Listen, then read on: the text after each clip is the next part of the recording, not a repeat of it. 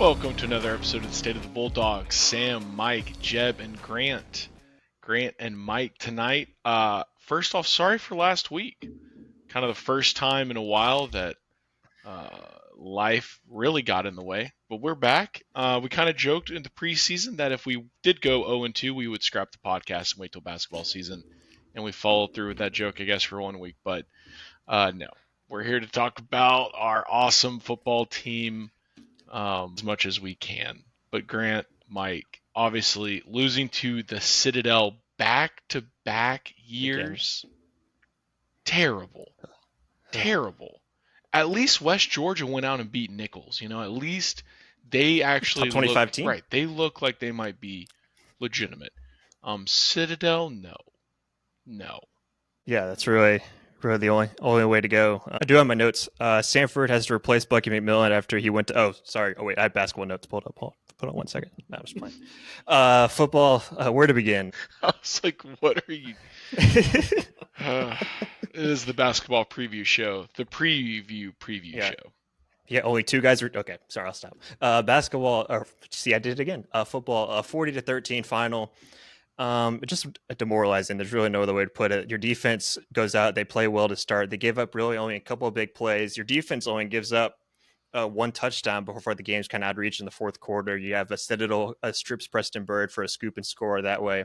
Samford at 4th and 12 in the fourth quarter on a 4th and 12 at the Citadel 30, down 13, kicking to make a two-score game, tries a fake field goal, snap, flip back to the kicker, the freshman kicker, poor Jake from Pelham, and there's it's like a 4 Citadel dudes in his face already. Yeah, exactly. He gets destroyed. Citadel picks it up and walls us down the other end of the field. So it's like all those errors. And then, like, even when the offense is doing well, there's a couple drives there, like especially before Quincy's first interception. Okay, this is Samford football. We're moving the ball down the field.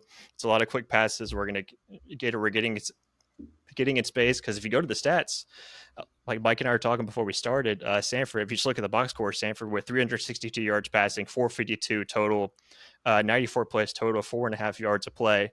And then it just comes down to the turnovers. Your senior quarterback has 2 really, really bad interceptions, one on the 4th and goal. Samford was up for that drive. Samford was up 3-0 at 4th and goal at the 2. Hatcher just has to kick a field goal. So if that's enough confidence in your offense to gain 2 yards on 4th and goal at the 2, that's a big problem. Make the field goal go up 6-0, and then the turnover started. So yeah, it just comes down to your senior quarterback, who you're supposed to be the guy making turnovers. And it's not like Citadel's offense is a world beater either. Like, you got going down. They had one big pass.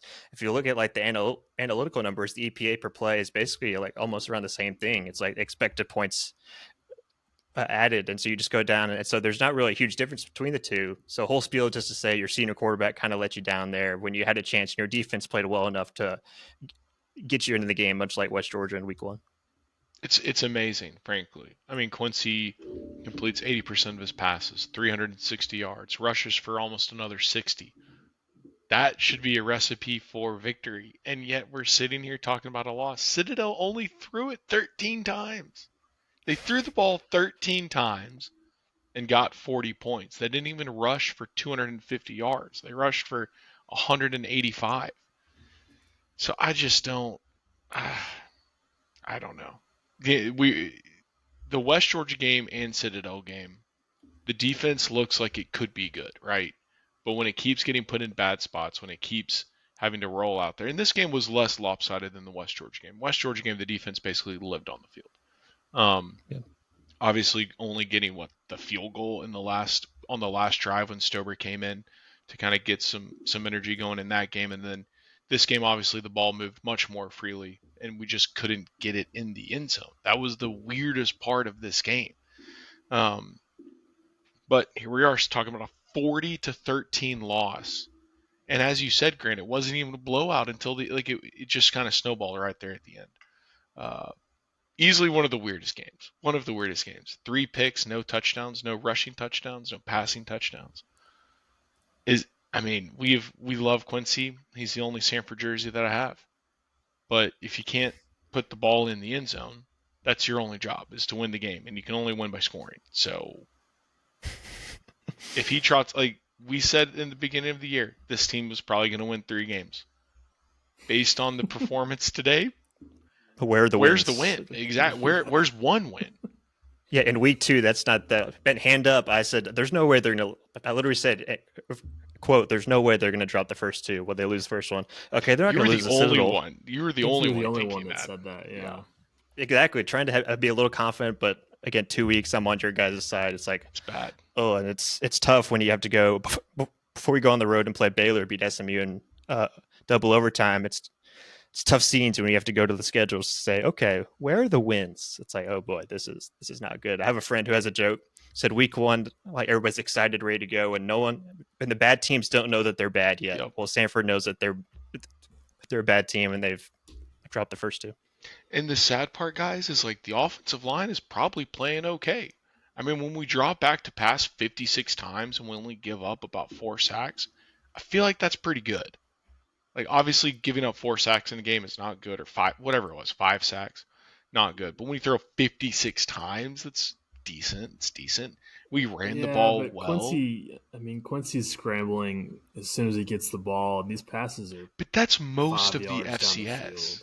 But that's most Yeah, of the FCS. There are very few offensive lines that are like locked down for 2.5 seconds, 3 seconds. Yeah, but against Citadel, you should at least give him a couple seconds, you know? Yeah, no, I agree.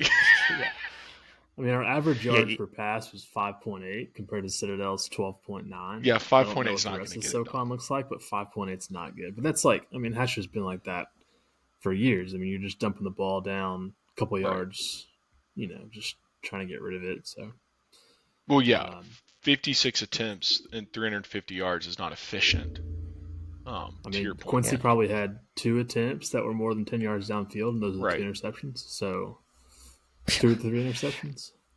His Citadel completed a couple of those big passes. Samford negative EPA per dropback and rush as well in the low percentile. I mean, while Citadel of all teams was in the 85th percentile of EPA per dropback. So it's like if Citadel's doing that to you compared to what we know Samford has been under the Hatcher era, that's again not good. What is EPA? It's basically just expected points average. So after the result of the play, what are you basically going to be scoring on that drive, and how are you moving the ball down the field to kind of increase your chances of trying to go score? So I think the sad part, obviously, Citadel's a much worse team than West Georgia. Um, the offensive line was atrocious against West Georgia. Couldn't run or protect Quincy. The offensive line improved, and yet it still didn't equate to any more points, really. Like that's what's so odd. Like, why can't we score a dadgum touchdown? You have Yeah, but 450 like, yards of offense. and I'm not trying to defend this team because this was a terrible football game. But you've got 2 scoop and scores and 2 interceptions inside Citadel's 10, 15 yard line. Yeah, So yeah, just about. that's a big swing in points right there. it Now is. you can't justify turnovers, but like Grant said, looking at the stat sheet, it tells a different story just because of the turnovers. I mean, two scoop and scores in one game is abysmal. It's so bad. And it's Yeah, Citadel. week 1 special teams, you had the muff punt. West Georgia gets the ball at the 9, scores, then the kickoff return to open the second half, and then you come to this week, like you said, the 2 fumbles, Quincy interception inside the 4, another one inside like you said, Mike, the 15 or 20. It's just like you're moving the ball down the field. Okay, this is what Stanford's supposed to look like, and then you just didn't expect your senior quarterback to go out there and kind of have a couple of those turnovers.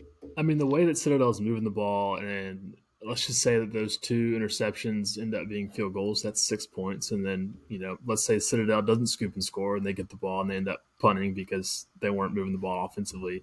I mean, that becomes a 1 possession game right there if you just kind of change a couple factors, which obviously you can't do.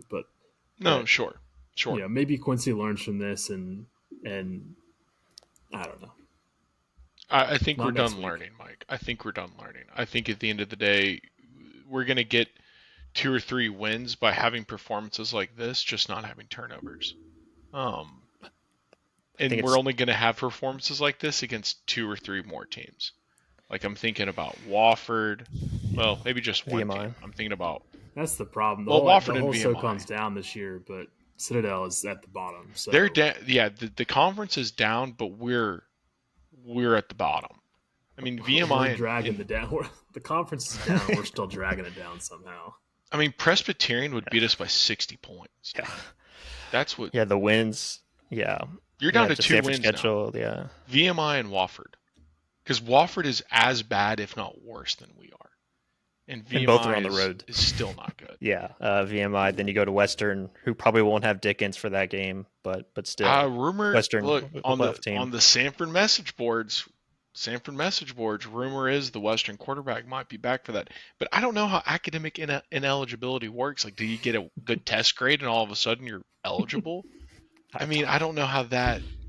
Don't you have to wait for the semester to be over to have grades? I just don't get that. You probably just have to maintain a C average in your classes, right? Or is it your cumulative GPA? If that's the case, I would have my entire football program all do the same major and ask the teachers not to give any tests until December. Communications. I think that's what they do anyways. Especially at Western, right? Did they go to class at Western? What's there to do? Does North Carolina have an accredited university in the entire state? I don't know. But that's an L. It doesn't matter if their quarterback is playing. No, it doesn't. It's an L. Furman at home? There's no faith. There's no juice. There's no this team has potential. There are talented football players on this team. I don't know if they're on the offensive line. 17 and they still weigh $150 and haven't hit puberty yet. But maybe in 3 years they'll be good. We have some young guys that could definitely turn into some ballers. But it's striking. It is striking looking at the arch of Hatcher's tenure, and we've talked about it. We've written about it. The 2022 season is the epitome, the definition of an outlier. There's no every other stop. The program just is in decline. We've bottomed out. Rock bottom is losing 40-13 to Citadel at home. At home. I don't know who made this comment. Someone on maybe FCS Nation or Sam Herder or somebody. But you look at Hatcher's tenure here and look at the number of years where he's had a top 3, top 5 quarterback in the FCS. Because he's had probably 3 quarterbacks that have been up there. And he's only made the playoffs, one time? Yeah, two times. Or did he make it? His first twice. First year. Yeah, first or second. Yeah, twice. So had to go to Youngstown State and play. That's right. Yeah. That's a minimum requirement is to have a top 5 quarterback, and you still might not make the playoffs. But when you have an average quarterback, this is what happens. If we had a top 5 quarterback this year, we're a 6 to 8 win team. We could potentially be on the bubble because we have receivers. Jaden Gibson's good. Preston Bird's good. Those guys are good. You only have a second and a half to get the ball off, but if you have a guy that can read the defense that fast, those receivers are quick enough to get open. But we were talking about the attempt yards per attempt. Yes, Hatcher historically the yards per attempt is down just because of the system. But there will especially be down when your offensive line gives no time. So it's almost working against itself, even when it's maybe designed for it to be that way in an odd way. Because that's the only way you can be so inefficient and yet generate 450 yards and then only score 13 points. It's so bad. Yeah, and if he keeps having these turnovers, you have to go to Stober. You can't. But what is that going to do? You have to try it's something. It's going to be worse. You can't just keep doing the status quo over again, expecting something different. But I just don't think we expect anything different. I think we just accept.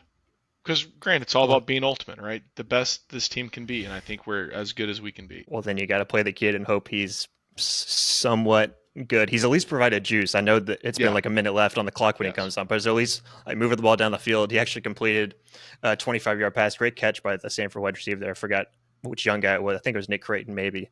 But move the ball again, a minute on the clock. He's providing some juice. You can't do that this week because you're going to Baylor, and he's a true freshman 3-star from North Carolina. Go get Sawyer Robertson to Baylor, and try your way to that. Then again, you have Western on the road for you come back to Furman on the 27th. I mean, if they're both splitting reps, I mean, Hatcher's kind of already given that inkling that there's a chance Stober could play if Quincy keeps having these kind of turnovers. But again, if you look at the box score, it's like he played good if you just close your eyes when you look at the interception number. Yeah. I think if we had generated some more offense against West Georgia, maybe we could glean some positivity out of this, but this will be the worst defense we play outside of VMI. Maybe Wofford's worse, but like those are easily the bottom three, and we can only scratch out 13 points, and we allowed them to force 5 turnovers. It's so poor. It's so poor. Yeah, Brady Stober's the true freshman. We keep mentioning 3 for 5, 38 yards, long 25. Had 2 carries for 29 yards as well before he got sacked late in the game. So I mean, he's at least provided some kind of spark. Again, with the caveat of what was left on the clock in the game situation, but it's just tough sledding when you're moving the ball down the field and you have had the bad turnover that I would make in a video game. Oh shoot, I hit the wrong button, and sure enough, or I don't see the safety, and the safety comes out of nowhere and just catches it like a center fielder. It's just like, oh shoot, I didn't see cover 2 with the other safety up there. But again, it's just got to find answers somewhere, but where and what, I don't know. I don't know. I mean, let me run through a couple of these SoCon scores. So last week, VMI played Navy, lost 52-7. Citadel, or this was week 1. Citadel had lost to North Dakota State 38-0 before beating us 40-13.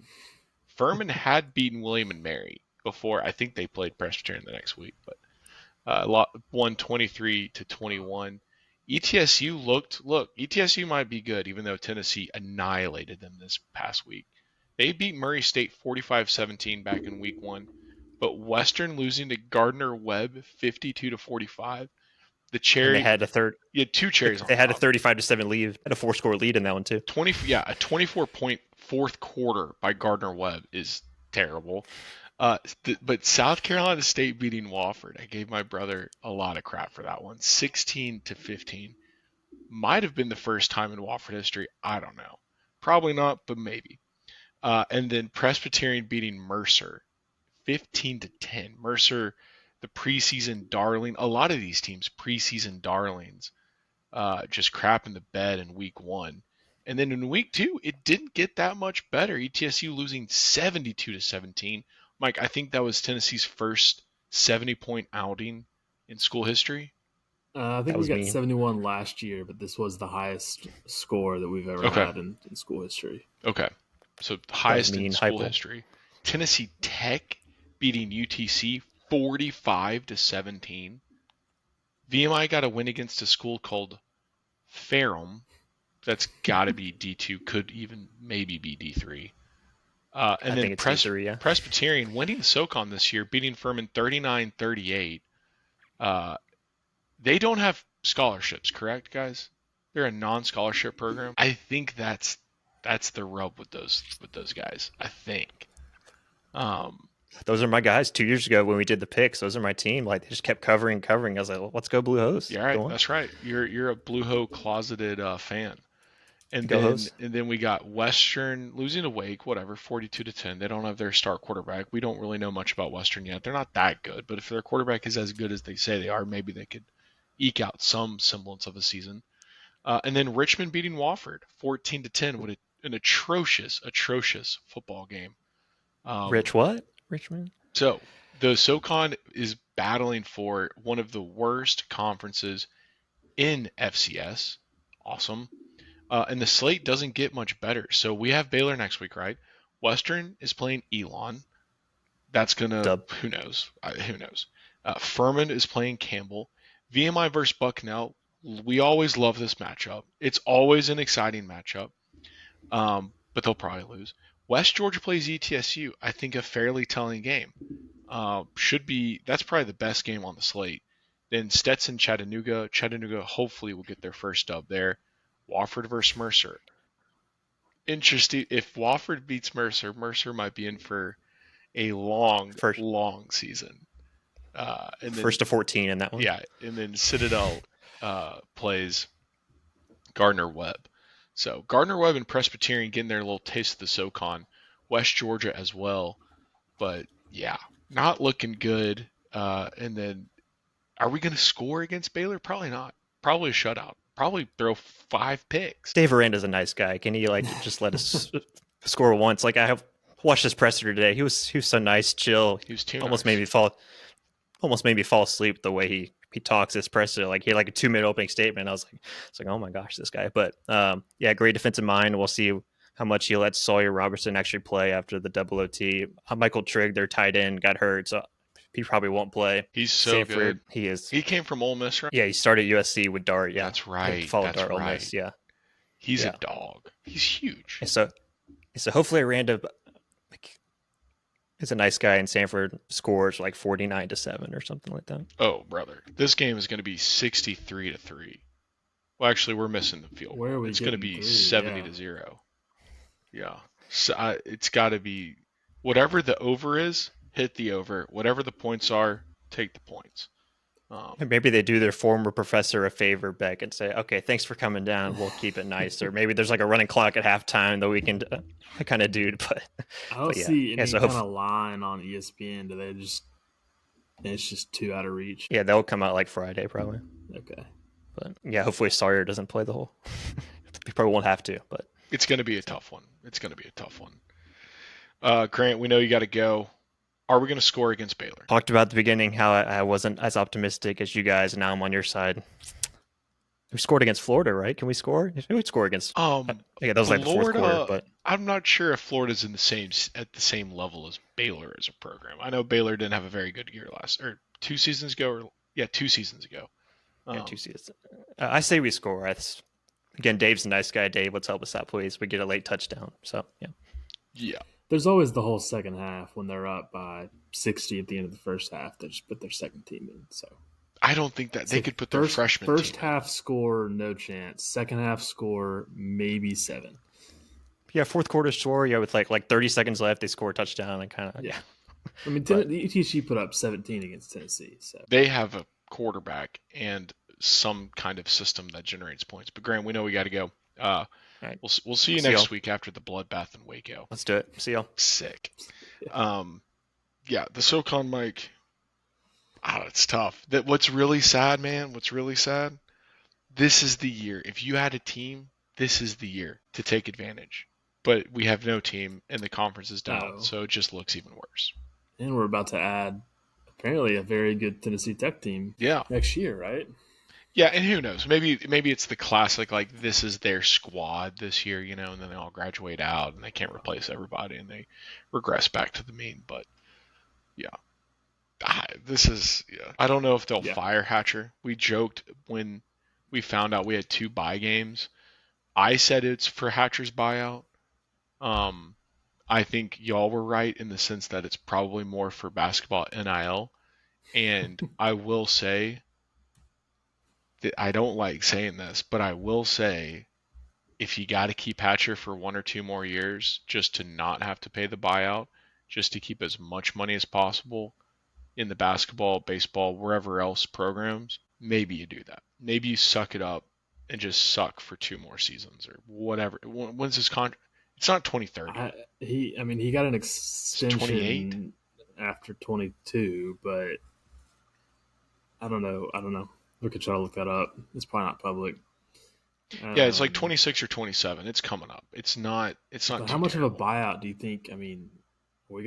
Mike, how much of a buyout would you think? Well, how much of a buyout would you be willing to sacrifice? I mean, you're right. Compared to A&M, it's nothing. But for Samford, $500,000 goes a long way. That's the thing, though. It's if you're trying to split between basketball and football, I'll sacrifice football to have a good basketball program. And that might just be recency with buckyball and how exciting that is, but I can handle a couple of years of mediocrity in football if it means being at the top of the SoCon and beating, Furman and Wofford and Chattanooga every year in basketball. So how much? What's the low? We're getting a combined probably $1 million from Baylor and A&M, maybe 1.1. Yeah, around $1 million. He's got a buyout of more than $350,000. I bet it. Yeah, I bet it's $500,000, $700,000 because it's usually multiples of his salary's got to be $300,000 or 200 to 400, somewhere in that range. And so then you multiply that by however many years left on the contract. And who knows? I mean, I doubt it was structured like a huge school where the assistants are included in that, but sometimes they are. We have no idea. I mean, FCS football is such a different beast, so I don't know. Hey, at least we're better than they're down in Tuscaloosa. That $70 million buyout. Yes, I think we're doing okay. I think we're doing just fine. But yeah, I mean that we'll see. When we had President Taylor on, you could kind of take the conversation one of two ways. Obviously, basketball is the priority, so they're not gonna risk anything that would hurt that program, and you can make the argument that a buyout would hurt that program. On the flip side, he did reemphasize football's important.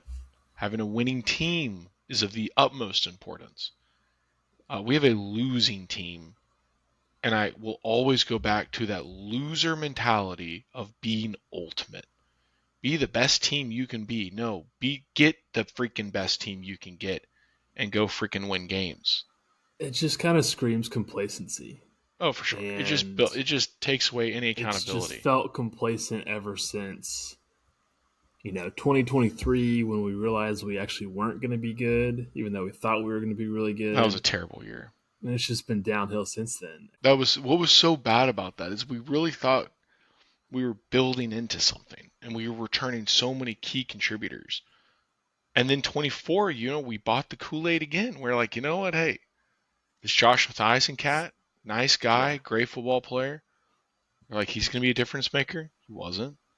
Wasn't really his fault, but it was Quincy time, right? We had a few other good D linemen. Kid come in, the running back. It was Noah's senior year. Jenkins was coming back. Yeah, Noah's senior year, and got Mosley coming back. I mean, we had guys. All those guys. A lot of those guys transferred out to big programs. So, but even to the end of last year, like team starts kind of coming around a little bit. Like we play well against ETSU. Chattanooga. Should have beat ETSU. We beat Chat. We beat Mercer. We beat a top 10 Mercer, right? So they showed signs of life, and it seems like the team continued to fight. And like, okay, well, maybe there's something left, but totally different story this year.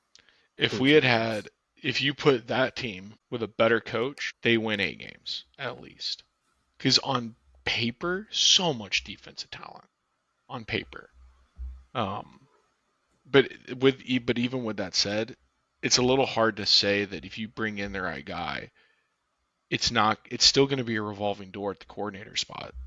Like, we're never going to be able to pay those guys enough for them to stay more than 1 or 2 years. So you kind of have to bring in a guy just like Hatcher, who's going to call the offense, or they're going to call the defense. You got to hire the coordinator.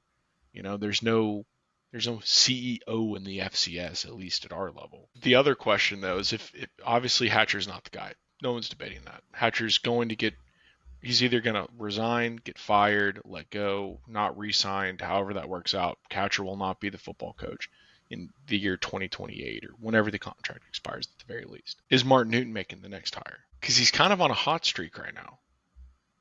So like he had some bad hires 4 years ago, 5 years ago. He's had some really good hires. So it's like maybe he's a basketball guy. So, but good hire with softball, good hire with tennis, good hire with baseball. That's true. That's true. Granted, he went from within with 2 of those, and then the third was local. So there's so many good local football coaches.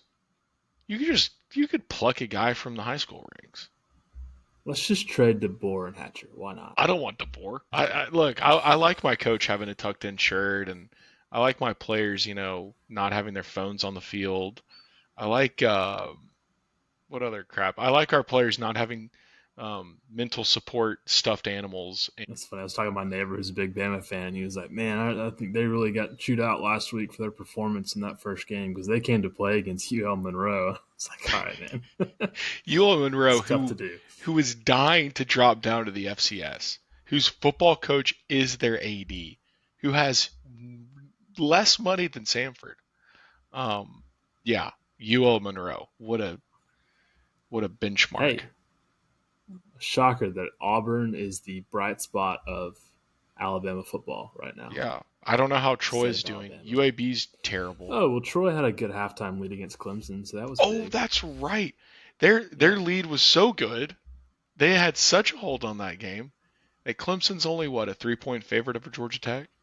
How laughable is that? Could be worse. We could be spending millions of dollars and have a crappy football team. At least we're balling on a budget.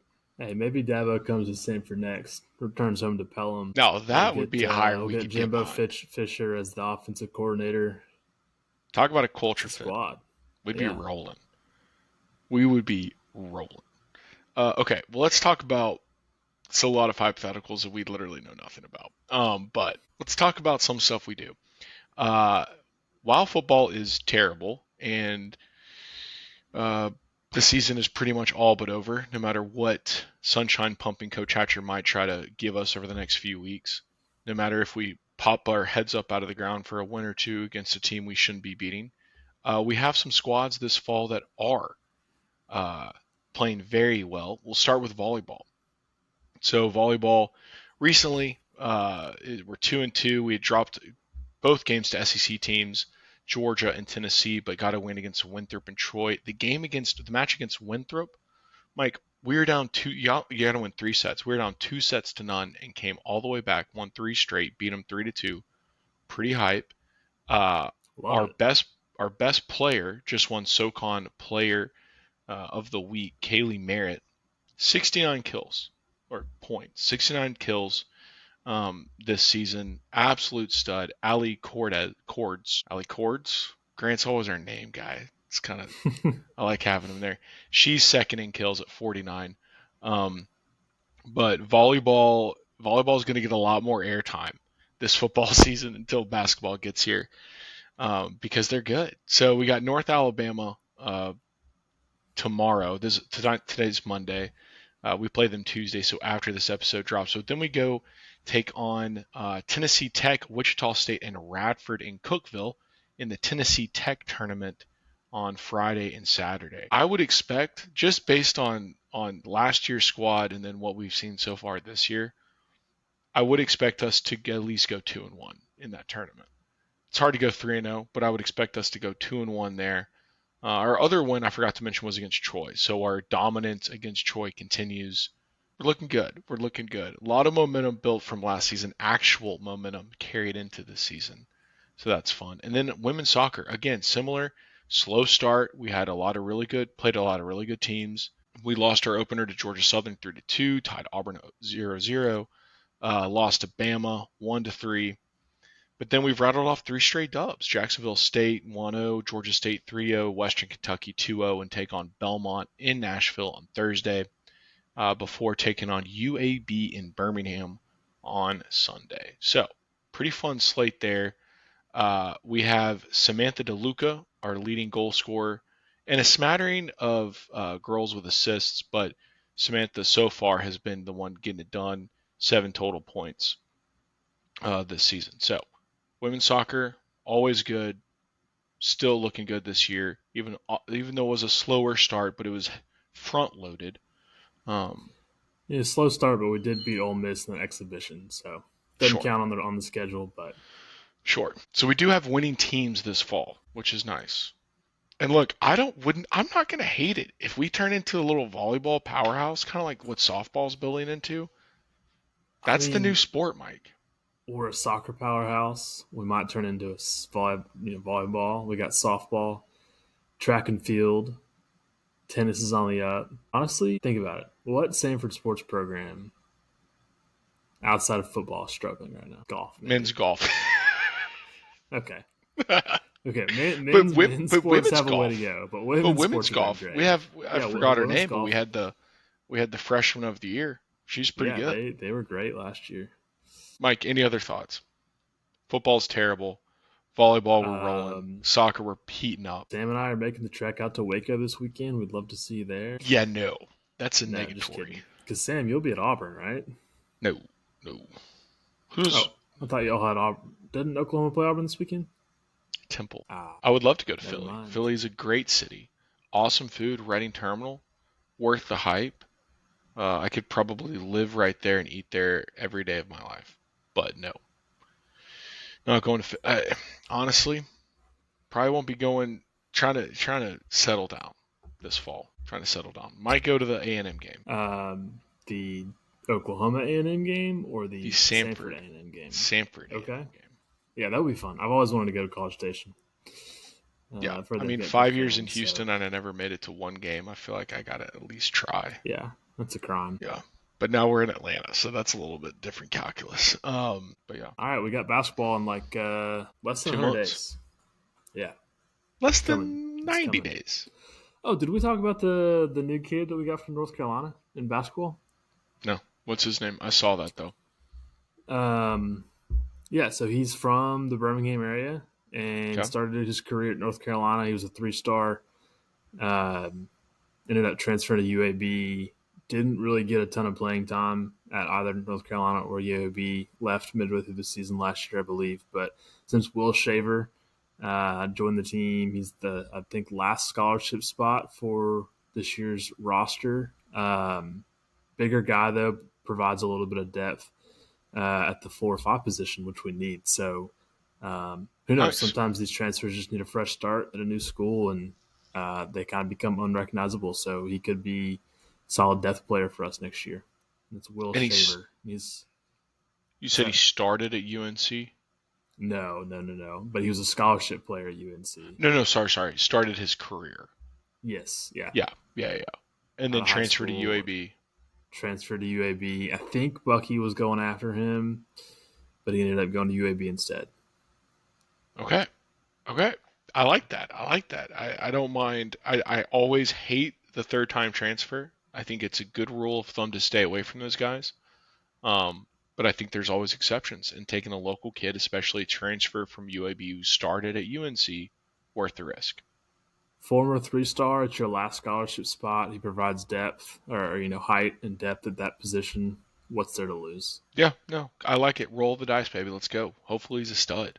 But yeah, I hate talking basketball. It's September, Mike. It's week 2 of college football, but here we are. Your Samford Bulldogs are 0-2 and staring down a season that might only see one win, 2 if we're lucky. Samford takes home Baylor next week on Saturday. We'll be back with an episode next week. Again, sorry for the blip, but we're back. Stay the Bulldogs is out. Hope everybody has a fantastic week. Go Dogs! Pull off the stunner in Waco. If that happens, season's back on, baby. Stay the Bulldogs is out.